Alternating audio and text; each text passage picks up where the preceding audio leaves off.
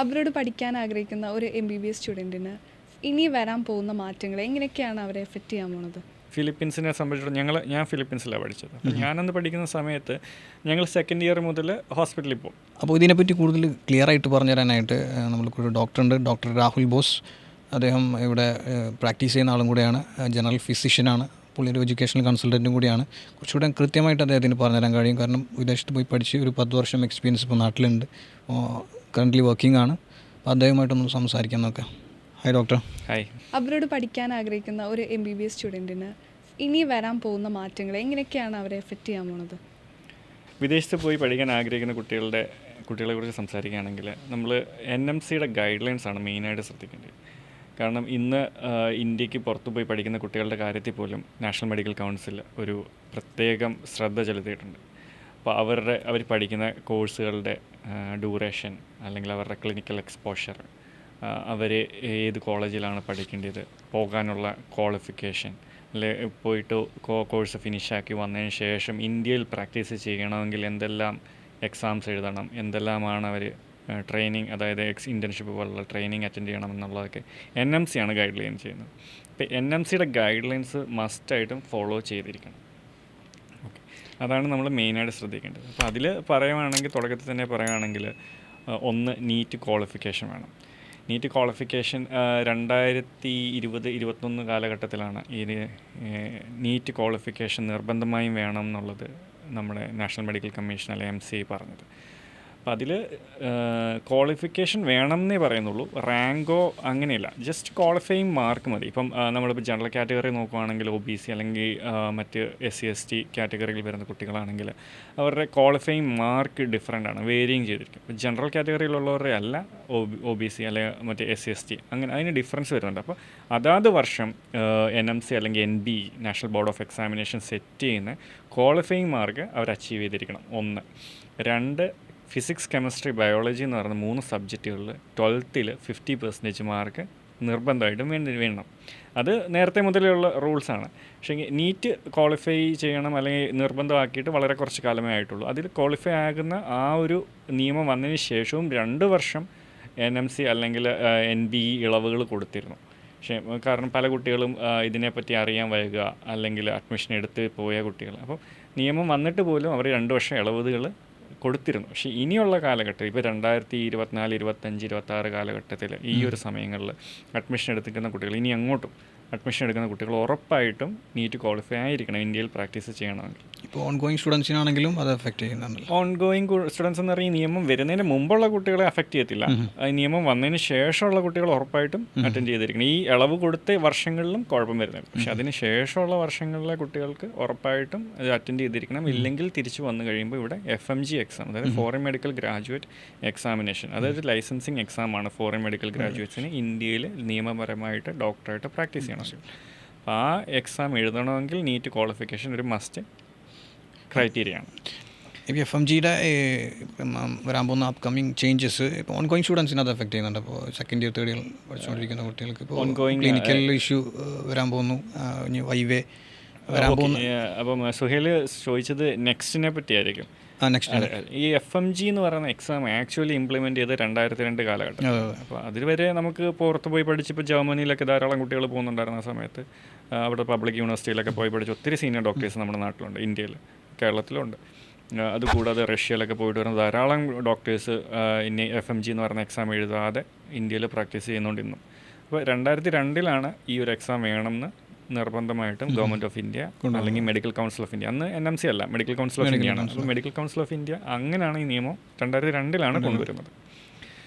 അപ്പോൾ ഈ കാലഘട്ടത്തിൽ 2002 മുതൽ ഈ 2025 വരെയുള്ള കാലഘട്ടത്തിൽ ഈ എക്സാംസിന് അതിൻ്റെ പാറ്റേണിൽ മാറ്റം വന്നു. പക്ഷേ അന്ന് മുതൽ ഇതിൻ്റെ ക്വാളിഫയിങ് മാർക്ക് അല്ലെങ്കിൽ എത്ര ക്വസ്റ്റ്യൻസ് എത്ര ക്ലിയർ ആകണം എന്നുള്ളതിൽ ഒരു 50% മാർക്ക് നിർബന്ധമായിട്ടും വേണം പാസിംഗ് മാർക്കായിട്ട്. അപ്പം 300 ഈ എക്സാം ഉള്ളത്. അപ്പം 300 മാർക്കിൽ 150 മാർക്ക്, 300 ക്വസ്റ്റ്യന് ഓരോ മാർക്ക് വെച്ച്, നെഗറ്റീവ് മാർക്കില്ല. അപ്പോൾ നമ്മൾ 300-ൽ 150 കറക്റ്റ് ആക്കിയാൽ മതി, നെഗറ്റീവ് മാർക്കിംഗ് ഇല്ല. നീറ്റ് എക്സാം മൂലം നെഗറ്റീവ് മാർക്കിംഗ് ഉള്ളതാണ് നീറ്റ് എക്സാം. നീറ്റ് UG എന്ന് പറയുന്നത് നെഗറ്റീവ് മാർക്കുള്ള ഒരു എക്സാമാണ്. പക്ഷേ ഇതിന് നമുക്ക് കാരണം ഇതൊരു സ്ക്രീനിങ് ടെസ്റ്റാണ്. പക്ഷേ ആദ്യ കാലഘട്ടങ്ങളിൽ ഇതൊരു multiple choice objective direct questions ആണ്. പക്ഷേ പിന്നീട് അത് വന്ന് ഈ ഒരു 2018-19 കാലഘട്ടം മുതൽ അതിൻ്റെ പാറ്റേണിൽ മാറ്റം വന്നിട്ടുണ്ട്.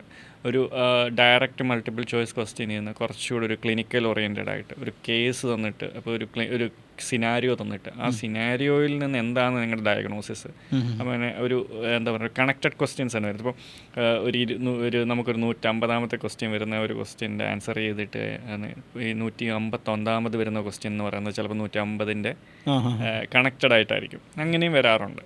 അപ്പം പാറ്റേണിൽ മാറ്റങ്ങൾ വന്നിട്ടുണ്ട് എന്നുള്ളത്. ഇനിയിപ്പോൾ ഈ പറഞ്ഞോട്ട് FMG നെക്സ്റ്റ് എക്സാം ആകാൻ പോകുമ്പോൾ സംഭവിക്കാൻ പോകുന്നതെന്ന് പറഞ്ഞാൽ ശരിക്കും അതിനൊരു വ്യക്തത ഇതുവരെ വന്നിട്ടില്ല. കാരണം NMCയോ അല്ലെങ്കിൽ നാഷണൽ ബോർഡ് ഓഫ് എക്സാമിനേഷൻസോ ഇതിനെപ്പറ്റി ഒരു ക്ലാരിറ്റി എന്താണെന്നൊരു ഒഫീഷ്യൽ സ്റ്റേറ്റ്മെൻറ്റ് അല്ലെങ്കിൽ ഒഫീഷ്യൽ നോട്ടീസ് അവർ ഇതുവരെ പുറപ്പെടുവിച്ചിട്ടുണ്ട്. പക്ഷേ അവരിൽ നിന്നും കിട്ടുന്ന ഇൻഫർമേഷൻ എന്തായാലും ഒരു എക്സാം വരുമ്പം അതെങ്ങനെയായിരിക്കും എന്നൊരു നമുക്കൊരു ഐഡിയ ഉണ്ടായിരിക്കുമല്ലോ. കാരണം ഈ ഫീൽഡിൽ നിൽക്കുന്ന ആളുകൾക്ക് ഇതിനെപ്പറ്റി ഒരു ഐഡിയ ഉണ്ടാവും. അപ്പം ശരിക്കും നമ്മുടെ ഇന്ത്യൻ മെഡിക്കൽ ഗ്രാജുവേറ്റ്സും ഈ നെക്സ്റ്റ് ഇനിയും മുതൽ അറ്റൻഡ് ചെയ്യണം എന്നാണ് NB അല്ലെങ്കിൽ നമ്മുടെ national board of examination NMC ഒക്കെ പറയുന്നത്.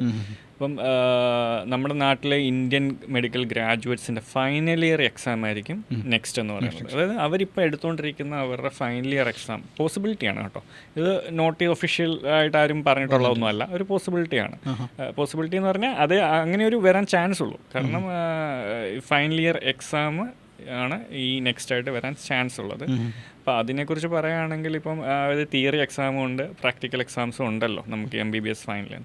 അപ്പോൾ ഇപ്പോൾ കറൻ്റ്ലി FMG എന്ന് പറയുന്നത് ഒരു തിയറി എക്സാം മാത്രമാണ്. ഒരു multiple choice 300 computer based 300 questions ആണ് വരുന്നത്. Minimum score 160. അപ്പോൾ ഇനിയിപ്പോൾ അത് ഒരു ഫൈനൽ ഇയർ എക്സാം ആകുമ്പോൾ ഫോറിൻ മെഡിക്കൽ ഗ്രാജുവേറ്റ്സിന് അതൊരു സ്ക്രീനിങ് ടെസ്റ്റും ഇന്ത്യൻ ഗ്രാജുവേറ്റ്സിന് അതൊരു ലൈസൻസിങ് എക്സാമുമാണ്. അപ്പോൾ ഈ സ്ക്രീനിങ് ടെസ്റ്റ് നമുക്ക് FMGസിനെ സംബന്ധിച്ചിടത്തോളം ലൈസൻസിങ് എക്സാം ആയിട്ടാണ് വരുന്നത്. പക്ഷേ അതിന് ശേഷം അവർ ഹൗസ് സർജൻസി ചെയ്യണം. അപ്പോൾ അത് അങ്ങനെയാണ് വരുന്നത്. അപ്പം ഇപ്പം ഇതുവരെയിൽ നിന്ന് പാർട്ട് മാറുന്ന പറഞ്ഞാൽ ക്ലിനിക്കൽസ് കൂടെ വരും. ക്ലിനിക്കൽ എക്സാംസും ഉണ്ടാവാം, വൈവയോ അല്ലെങ്കിൽ മൾട്ടിപ്പിൾ ഐഡൻറ്റിഫിക്കേഷനോ അങ്ങനെയുള്ള എന്തെങ്കിലും ഒരു കേസ് തന്നിട്ട് പേഷ്യൻറ്റിനെ തന്നിട്ട് ചിലപ്പം അത് ഡയഗ്നോസിസ് പറയാനോ ഒക്കെ ആയിരിക്കും പറഞ്ഞത്, എന്തെങ്കിലുമൊക്കെ ഐഡൻറ്റിഫൈ ചെയ്യാനോ ഒക്കെ ആയിരിക്കും പറഞ്ഞത്. ചിലപ്പോൾ നല്ല ഒരു റിയൽ പേഷ്യൻറ്റിനെ ഇരുത്തിയിട്ടായിരിക്കും ചെയ്യുക. അപ്പം നമുക്കത് പറയാൻ പറ്റത്തില്ല. കാരണം എങ്ങനെയാണ് NB അല്ലെങ്കിൽ NMC അതിനെ പ്ലാൻ ചെയ്യുന്നതിനുള്ളതിനൊരു വ്യക്തത അവർ പറഞ്ഞിട്ടില്ല. നമുക്ക് എക്സ്പെക്റ്റ് ചെയ്യാവുന്ന ഇതൊക്കെയാണ്. അപ്പം ഈ ഒരു എക്സാം വന്നു കഴിഞ്ഞാൽ ക്ലിനിക്കൽസ് മസ്റ്റായിരിക്കും. കാരണം എന്തായാലും പുറത്തുനിന്ന് വരുന്ന ഇപ്പം നമ്മളിപ്പം ഏത് രാജ്യത്തിപ്പം നോക്കുവാണെങ്കിലും ഇന്ത്യയുടെ അത്രയും ക്ലിനിക്കൽസ് ഉണ്ടാവില്ല. ഒന്നാമത് ലാംഗ്വേജ് ബാരിയർ ഒരു വലിയൊരു മസ്റ്റായിട്ടുള്ള സംഭവമാണ്. കാരണം ഒരു ഡോക്ടർ പേഷ്യൻ്റ് കമ്മ്യൂണിക്കേഷനിൽ ഒരു ലാംഗ്വേജ് ഒരു മെയിനായിട്ട് സാധനം. ഇപ്പം നിങ്ങളിപ്പോൾ ഒരു പേഷ്യൻറ്റിനെ കാണാൻ പോവാം, പേഷ്യൻ്റ് ഒരു ഹിന്ദിക്കാരനാണ്, നിങ്ങൾ മലയാളം സംസാരിക്കണം, എനിക്ക് നെഞ്ചുവേദനയാണ് എന്ന് പറയുമ്പം ആ ഡോക്ടറിനത് മനസ്സിലാക്കണമെങ്കിൽ ലാംഗ്വേജ് ഒരു മസ്റ്റായിട്ടൊരു ഫാക്ടറാണ്. അപ്പോൾ language barrier is A very very important thing. അപ്പോൾ നമ്മൾ ആ ലാംഗ്വേജ് പഠിച്ച് നല്ലൊരു ക്ലിനിക്കൽ നോളജ് ഗെയിൻ ചെയ്യുവാണെങ്കിൽ ദാറ്റ് സ്റ്റുഡൻറ്റ് വിൽ ബി അങ്ങനെ ഒരു കാൻഡിഡേറ്റിന് ഈ FMG അല്ലെങ്കിൽ നെക്സ്റ്റ് എക്സാമിൻ്റെ ക്ലിനിക്കൽ പാർട്ട് ഈസി ആയിരിക്കും.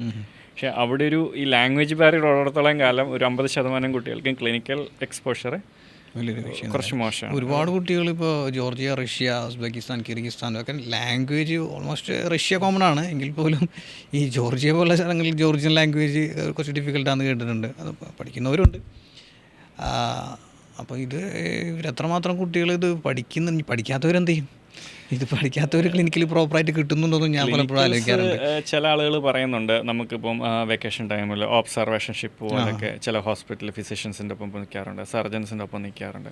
കുറേയൊക്കെ അത് ഹെൽപ്പ് ചെയ്യും, പക്ഷെ ഒരു പൂർണ്ണത ഉണ്ടാവില്ല. ബിക്കോസ് നമുക്കൊരു കംപ്ലീറ്റ് ഒരു ഡോക്ടറിന് ക്ലിനിക്കൽ എക്സ്പോഷർ എന്ന് പറയുന്നത് ഒരു ക്ലിനിക്കൽ ഓറിയൻറ്റഡ് ആയിട്ടുള്ള ടീച്ചിങ്ങിൽ തന്നെ പറ്റുള്ളൂ. അപ്പം നമ്മളിപ്പം ഇന്ത്യയിൽ തന്നെ നോക്കുകയാണെങ്കിൽ നമുക്കിപ്പം മെഡിക്കൽ സ്റ്റഡീസിനൊപ്പം ഇൻറ്റേൺഷിപ്പിന് മുമ്പായിട്ട് തന്നെ പേഷ്യൻസിനെ കാണണം, കേസ് എടുക്കണം, അങ്ങനെയൊക്കെയുള്ള കുറേ ഇതുണ്ട്. ഇപ്പം ഞാനിപ്പം ഒരു ഫോറിൻ മെഡിക്കൽ ഗ്രാജുവേറ്റാണ്. ഫിലിപ്പീൻസിനെ സംബന്ധിച്ചിടത്തോളം ഞാൻ ഫിലിപ്പീൻസിലാണ് പഠിച്ചത്. അപ്പം ഞാനന്ന് പഠിക്കുന്ന സമയത്ത് ഞങ്ങൾ സെക്കൻഡ് ഇയർ മുതൽ ഹോസ്പിറ്റലിൽ പോകും. ഹോസ്പിറ്റൽ അതുപോലെ തന്നെ നമ്മുടെ മെഡിക്കൽ ആർട്സ് ബിൽഡിങ്ങും തൊട്ടടുത്താണ്. ഞങ്ങളുടെ മെഡിക്കൽ കോളേജിൻ്റെ മെഡിക്കൽ ആർട്സ് ബിൽഡിംഗ് എന്ന് പറഞ്ഞൊരു ബിൽഡിംഗ് ആയിരുന്നു. അപ്പോൾ ജസ്റ്റ് അഡ്ജസ്റ്റൻ്റ് ആണ്, ഒരു വോക്കബിൾ എന്ന് പറയാം, ഒരു ക്യാമ്പസ് തന്നെ ഒന്നിച്ചാണ്. അപ്പോൾ നമ്മൾ ക്ലാസ്സിൽ രാവിലെ റിപ്പോർട്ട് ചെയ്തതിന് ശേഷം നമ്മൾ ഒരു യൂണിറ്റ് ആയിട്ട് അസൈൻ ചെയ്യും, ഒരു 7-8 പേര്, മാക്സിമം ഒരു 10 പേര്, അതിനപ്പുറം പോവില്ല. അവർക്കൊരു പേഷ്യൻസിനെ കൊടുക്കും. അപ്പോൾ നമ്മൾ സെക്കൻഡ് ഇയറിലെ കാര്യം പറയുന്നത് കേട്ടോ. സെക്കൻഡ് ഇയറിൽ നമ്മൾ ആ പേഷ്യൻറ്റിനെ പോയി കാണണം. അന്ന് നമുക്ക് ഫിലിപ്പീൻസിൻ്റെ എഡ്യൂക്കേഷൻസിൽ സെക്കൻഡ് ഇയർ തൊട്ട് മെഡിസിനും ഒക്കെ ഉണ്ട്. ഫസ്റ്റ് ഇയർ അനാറ്റമി, പിന്നെ ഫസ്റ്റ് ഇയർ തന്നെ സെക്കൻഡ് ഇയറിലാണ് നമുക്ക് ഫിസിക്കൽ എക്സാമിനേഷൻ ഒക്കെ ചെയ്യിക്കുന്നത്, അപ്പം പഠിപ്പിക്കുന്നത്. അപ്പം അങ്ങനെയുള്ള ഹിസ്റ്ററി ടേക്കിങ്, ബേസിക് ആയിട്ടുള്ള കാര്യങ്ങളൊക്കെ. അപ്പം ആ സമയം തൊട്ട് തന്നെ നമ്മളെ പേഷ്യൻസിനെ എടുപ്പിച്ച് പേഷ്യൻസിൻ്റെ കേസ് സ്റ്റഡി ചെയ്യിപ്പിച്ച് നമ്മളൊരു ക്ലിനിക്കൽ ഓറിയൻറ്റഡ് ആയിട്ടാണ് അവിടെ പഠിപ്പിക്കുന്നത്. അപ്പോൾ അതുകൊണ്ട് തന്നെ നമുക്കൊരു ക്ലിനിക്കൽ നോളജ് ഉണ്ടാവും. പിന്നെ ഫിലിപ്പീൻസിൻ്റെ മെഡിക്കൽ സിസ്റ്റം എന്ന് പറഞ്ഞാൽ US-ൻ്റെ സെയിം സിലബസ് ആണ്. 4 വർഷവും പിന്നെ 5ാമത്തെ വർഷം ഹൗസ് സർജൻസി. അപ്പോൾ അത് ഇന്നിപ്പം വാലിഡ് അല്ല. 54 മാസം NMC-യുടെ ഗൈഡ് ലൈൻസ് പ്രകാരം 54 മാസവും 12 months ഓഫ് CRMA വേണമെന്ന് പറയുന്നുണ്ട്. അതുകൊണ്ട് നമ്മുടെ ഫിലിപ്പീൻസിൻ്റെ എന്ന് പറയുമ്പോൾ 48 months ഉള്ളൂ, അല്ലെങ്കിൽ 4 വർഷമേ ഉള്ളൂ study period, plus 1 year house surgency 5 വർഷം. അപ്പോൾ അതൊരു ഇപ്പം കറൻ്റ്ലി വാലിഡ് അല്ല. എങ്കിൽ പോലും ക്ലിനിക്കൽസ് നല്ലൊരു എക്സ്പോഷർ കിട്ടുന്നൊരു സ്ഥലമാണ് ഫിലിപ്പീൻസ്. പ്രിഫറൻസ് കൊടുക്കാൻ പറ്റുന്ന. അതെ. സെക്കൻഡ് ഇയർ തൊട്ട് നമുക്ക് ഇത് കിട്ടുന്നുണ്ട്. തേർഡ് ഇയർ ഒക്കെ ആകുമ്പോൾ നമുക്കൊരു 3-4 പേർക്ക് അല്ലെങ്കിൽ നമുക്ക് ഇൻഡിവിജ്വലി പേഷ്യൻസിനെ തരും. നമ്മളത് കേസ് സ്റ്റഡി നടത്തി, ഹിസ്റ്ററി എടുത്ത്, ഫിസിക്കൽ എക്സാമിനേഷൻ ചെയ്ത്, അങ്ങനെ ഒരു ഡിഫറൻഷ്യൽ ഡയഗ്നോസിസ്, പ്രൊഫഷണൽ, അങ്ങനെ ഒരു സിസ്റ്റം ഓഫ് ഒരു വേ ഉണ്ട്. ആ രീതിയിൽ നമ്മളത് കേസ് സ്റ്റഡി പ്രസൻറ്റ് ചെയ്യണം. നമ്മളിപ്പോൾ എല്ലാവർക്കും നമ്മൾ പ്രൊഫസേഴ്സ് ആക്ച്വലി വിളിക്കും. ഗ്രൂപ്പിൽ നിന്ന് നമ്മൾ ഓരോ ഗ്രൂപ്പിനും ഒരു പ്രൊഫസറിനെ അസൈൻ ചെയ്തിട്ടുണ്ടാവും, മെഡിസിൻ്റെ അല്ലെങ്കിൽ സർജറിയുടെ ആണെങ്കിൽ സർജറിയുടെ. അപ്പോൾ അവർ ആ ഗ്രൂപ്പിന് ഒരു 10 പേർക്ക് ഒരു പ്രൊഫസർ ഉണ്ടാവും. അപ്പോൾ നമ്മൾ 10 പേരും ആ പ്രൊഫസറിൻ്റെ ഇടയ്ക്ക് അത് റിപ്പോർട്ട് ചെയ്യണം, ഇൻക്ലൂഡിങ് ലാബ് ഇൻവെസ്റ്റിഗേഷൻ എല്ലാം. അപ്പോൾ അത് പ്രോപ്പർ അല്ലെങ്കിൽ നമുക്കവിടെ ക്ലിനിക്കൽ മാർക്സ് ഉണ്ടാവും. അപ്പോൾ അതിൽ ഷോർട്ടേജ് വരും. അപ്പോൾ അങ്ങനെ അത് പാസിംഗ് പെർസെൻറ്റേജിനെയൊക്കെ ബാധിക്കും. അതുകൊണ്ട് തന്നെ റിയലായിട്ട് നമ്മളത് എഫേർട്ട് ഇട്ട് നമ്മളത് ചെയ്യും. നല്ല രീതിയിലൊരു ക്ലിനിക്കൽ എക്സ്പോഷറാണ് അവിടെ കിട്ടുന്നത്. പിന്നെ 4th ഇയർ എന്ന് പറയുന്നത് ആക്ച്വലി ക്ലിനിക്കൽ റൊട്ടേഷനാണ് അവിടെ. നമ്മുടെ നാട്ടിൽ 4th ഇയർ എന്ന് പറയുന്നത് സ്റ്റഡിയാണ്. ഇത് 4th ഇയർ എന്ന് പറയുന്നത് കംപ്ലീറ്റ്ലി ക്ലിനിക്കലാണ്, ക്ലർഷിപ്പാണ്. അതായത് നമ്മൾ 2 മാസം മെഡിസിൻ, 2 മാസം സർജറി, അങ്ങനെ ഓരോ ഡിപ്പാർട്ട്മെൻറ്റിലും നമുക്ക് മേജർ ഡിപ്പാർട്ട്മെൻറ്റ്സിൽ 2 മാസം വെച്ചുണ്ടാവും. മൈനർ ഡിപ്പാർട്ട്മെൻറ്റ്സിലെല്ലാം ഒരു 2 weeks അല്ലെങ്കിൽ 3 weeks വെച്ച് നമുക്ക് റൊട്ടേഷൻ ഉണ്ടാവും. അങ്ങനെയാണ് 4th ഇയർ എന്ന് പറയുന്നത്. പിന്നെയാണ് 5th ഇയർ നമുക്ക് ഇൻറ്റേൺഷിപ്പ് വരുന്നത്. ടോട്ടൽ 2 വർഷമാണ് നമ്മൾ ഹോസ്പിറ്റൽ ഡ്യൂട്ടി എടുക്കുന്നത്. നല്ല രീതിയിലൊരു ക്ലിനിക്കൽ എക്സ്പോഷറാണ് അവിടെ കിട്ടുന്നത്. ലാംഗ്വേജോടെ ഇംഗ്ലീഷ് സ്പീക്കിംഗ് കൺട്രി തേർഡ്. ഫിലിപ്പീൻസിനെ സംബന്ധിച്ചിടത്തോളം ഫിലിപ്പീൻസ് ഒരു സെക്കൻഡ് ലാർജസ്റ്റ് ഇംഗ്ലീഷ് സ്പീക്കിംഗ് കൺട്രിയാണ് outside of 5 English speaking country. അതായത് നമ്മുടെ ഇപ്പം US, UK, Canada, Australia, New Zealand എന്ന് പറയുന്നത് പ്യുവർലി ഇംഗ്ലീഷ് സ്പീക്കിംഗ് കൺട്രിയാണ്. സെക്കൻഡറി ലാംഗ്വേജസ് ഉണ്ടെങ്കിൽ പോലും അവരുടെ പ്രൈമറി ലാംഗ്വേജ് എന്ന് പറയുന്നത് ഇംഗ്ലീഷാണ്. അപ്പോൾ ആ കൺട്രി വിട്ട് കഴിഞ്ഞാൽ പിന്നെ ഉള്ള സെക്കൻഡ് ലാർജസ്റ്റ് ഇംഗ്ലീഷ് സ്പീക്കിംഗ് കൺട്രികളിൽ ഒന്നാണ്. സെക്കൻഡ് ലാർജസ്റ്റ് ഇംഗ്ലീഷ് സ്പീക്കിംഗ് കൺട്രിയാണ് ഫിലിപ്പീൻസ്. അപ്പോൾ നമുക്ക് ആക്ച്വലി കമ്മ്യൂണിക്കേഷൻ്റെ ഒരു ഗ്യാപ്പ് അവിടെ വരുന്നില്ല ബേസിക്കലി. കാരണം ഫിലിപ്പീൻസിനെ സംബന്ധിച്ചിടത്തോളം അവിടുത്തെ ജനങ്ങൾ ഒരു 95-96% നല്ലൊരു ശതമാനം ആളുകളും ഇംഗ്ലീഷ് സംസാരിക്കും. എഴുതാൻ പലർക്കും അറിയുന്നുണ്ടാവില്ല, but they are very good in English. അപ്പോൾ അവർക്ക് മറ്റ് 2-3 കാര്യങ്ങൾ മീൻസ് ഇത് ഇംഗ്ലീഷ് സംസാരിക്കാനായിട്ട് പല കാരണങ്ങളുണ്ട്. ഒന്ന്, അമേരിക്കൻ കോളനി ആയിരുന്നു. അതുകൂടാതെ ഫിലിപ്പീൻസിൻ്റെ മെയിൻ സോഴ്സ് ഓഫ് ഇൻകം എന്ന് പറഞ്ഞാൽ ടൂറിസമാണ്. ധാരാളം ടൂറിസ്റ്റുകൾ വരുന്നുണ്ട്. അപ്പോൾ അവരെ സംബന്ധിച്ചിടത്തോളം അവരുടെ സർവൈവൽ ടൂറിസമാണ്.